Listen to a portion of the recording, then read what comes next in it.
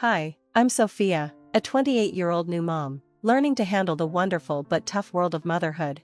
The first few days at home with my newborn son were a mix of happiness and exhaustion, even though he brought so much joy into our lives. Recovering from childbirth was harder than I thought. The house was always messy, with laundry piling up and dishes not getting cleaned. One afternoon, as I was trying to calm my crying baby, the doorbell rang. It was Linda, my mother-in-law, dropping by without warning. She looked around the cluttered living room, her face showing both worry and a bit of disapproval. "I thought I'd check in and see how you're doing, dear," Linda said, stepping over a baby toy. "Tom mentioned you might need some help." "Thanks, Linda. Things are a bit crazy, but we're managing," I said, trying to hide the stress in my voice. Linda walked into the kitchen, and the sound of dirty dishes seemed louder than ever. "It looks like you need more than just a little help," she said sharply. "This place is a mess. Is this how you plan to raise my grandson?" Her words hurt, and I felt even more overwhelmed. "I'm doing the best I can," I replied, holding my son closer. Linda let out a long sigh. "Sophia, being a mom is about setting priorities, and right now, it looks like you're not prioritizing anything." I was about to say something when Tom, my husband, walked in. Seeing the tension, he quickly tried to calm things down. "Mom, Sophia is doing a great job. It's been hard since the baby hasn't been sleeping well." But instead of calming down, Linda turned to Tom. "You need to help her understand what's important. It's not just about cleaning, it's about being responsible. She's not meeting the family's expectations." Tom looked at me, then back at his mom, unsure what to do. "Mom, please, can we not do this right now? Sophia is still recovering." "But this is the time to teach her," Linda said, raising her voice. "If she learns now, she'll handle things better later. You can't go easy on her, Tom." Tom hesitated, then said, "Maybe you're right, Mom. Maybe Sophia does need to learn the hard way." The words sounded strange as he said them. "Exactly," Linda agreed, gently pushing Tom toward me. "Show her that this kind of behavior isn't okay." I barely had time to react before Tom's hand hit my cheek. The sound echoed in the room, marking a terrible line that had been crossed. I held our son close, his cries blending with the rapid beating of my heart. "Tom, what are you doing?" I managed to say through my tears. The pain from the slap was nothing compared to the feeling of betrayal.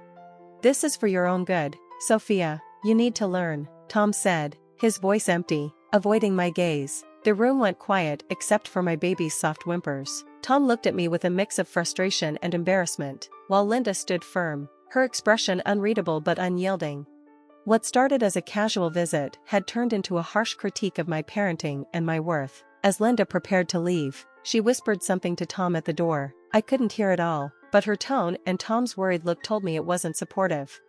That night, as I rocked my son to sleep, I couldn't shake the feeling of dread. What should have felt like a supportive family now felt like a trial, and I was the one on trial. As I cared for my son and felt the sting on my cheek, I started to think clearly amid the chaos. I needed a plan, a way out, not just for my safety, but for my little boy's well-being. The house that had once felt like home now felt like a trap set by the very people who were supposed to love us. After Tom slapped me, influenced by Linda, I couldn't stand the thought of sleeping next to him. I took my baby and went to the nursery, which had been a safe space for the past few weeks. As I rocked my son back to sleep, the day's events replayed in my mind, sharpening the pain and betrayal. The next morning, while Tom was at work and Linda was presumably busy, I made a call. Jessica answered on the second ring. "Jess, it's me. I need the help you offered," I said, my voice trembling but determined. "Say no more, Sophia. I'll come by today with my truck. We can store your things at my place until you decide what to do," Jessica replied, her voice strong and reassuring. The plan was simple, but risky. I would pack as much as I could during the day, focusing on what my son and I really needed. Jessica was going to help me move everything to her place in the evening. We decided it was best to leave before Tom came home from work, knowing he might try to sway me with apologies or that Linda's influence might take over again. As I packed, every outfit and baby toy felt heavy with memories and what-ifs, but the memory of Tom's slap and the look in Linda's eyes reminded me that staying was not an option. By late afternoon, most of our things were boxed up and hidden in the garage. Jessica arrived just as the sun began to set, her presence a light of hope on one of the darkest days of my life. "Ready?" she asked, taking in the scene of our life reduced to boxes and bags. "As ready as I'll ever be," I replied, holding my son a bit tighter. We worked quickly, loading the truck with the speed and teamwork of a well-oiled machine. The nursery, my safe space, was the last room I cleared. I took a moment there to say a silent goodbye to the life I had hoped to build with Tom. As we drove away from the house, I watched it fade in the rearview mirror, a chapter closing with a heavy but hopeful heart. My baby slept quietly in his seat, unaware of the change, but finally safe. This was the first night of our new life, one where fear and manipulation would no longer have power.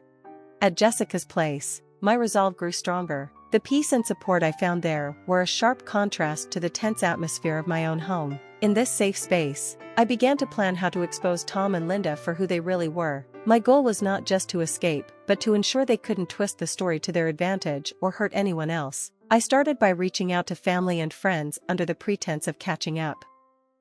I quietly recorded any mentions of Linda's behavior and Tom's unusual obedience to her. Some family members were cautious, but many didn't realize how much control Linda had. Over the weeks, these pieces of evidence started to create a clearer picture. I collected text messages, voicemails, and recorded calls. I even got a damaging video of Linda coaching Tom on how to handle me, showing it was more about control than concern. With everything in place, I chose the location for the confrontation, a family gathering at Tom's sister's anniversary party. It was a neutral place with enough family members present, some of whom had privately expressed their discomfort with Linda's control. On the day of the gathering, I was extremely nervous. I arrived with Jessica, who agreed to support me. The greetings were polite but lacking warmth. The tension about Tom and Linda's recent issues was felt by even the most distant relatives. After the initial small talk, I stood up, my hands shaking but my voice steady. "I have something important to share with all of you today," I began. Every eye in the room turned toward me. "It's about Tom and his mother, Linda, and how their actions have affected me, my son, and the whole family." Tom looked shocked and scared. "Sophia, let's not do this here." He tried to interrupt, but I pressed on, pulling out my phone. "This isn't just a family issue," I said, connecting my phone to the Bluetooth speaker. The room went quiet as the recordings played, Linda's harsh orders and Tom's hesitant agreements about correcting my behavior. The reactions ranged from shock to disgust. Tom's aunt, who had always liked me, looked especially betrayed. "Is this true, Linda? Were you forcing Tom to do these things?" Linda's face turned to a mask of anger and panic. "These are just taken out of context." She tried to deflect, but then Tom's cousin, who had been quiet until now, stood up. "No, they aren't. We've seen signs of this for years. We just didn't want to believe it."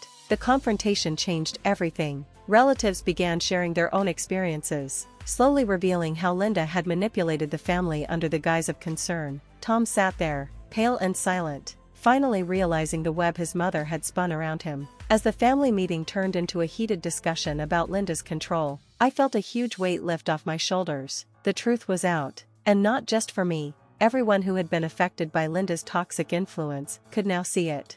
The evening ended with promises of support for me and my son, and a clear message to Linda that her control was no longer welcome. After the confrontation, everyone was left with a quiet, somber realization. Tom's family, long under Linda's sway, now saw her manipulations for what they were. The shock was clear, and everyone felt uncomfortable as they came to terms with how deeply Linda's influence had affected their lives.